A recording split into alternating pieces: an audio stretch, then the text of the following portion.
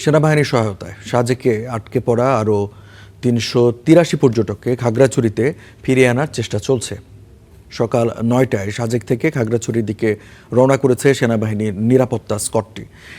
এদিকে চেঙ্গি নদী ও আশপাশের ছড়া খালের পানি জমায় খাগড়াছড়ি জেলা সদরের সবকটি নিচু এলাকার জলাবদ্ধতা পরিস্থিতি এখন অনেকটাই স্বাভাবিক।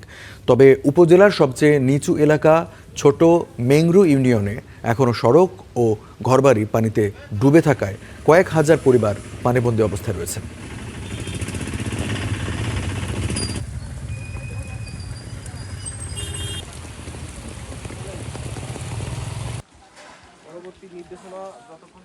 তো এখন পর্যন্ত বড় গাড়ি মোটরসাইকেল যাচ্ছে, শুধু সিএনজির জন্য একটু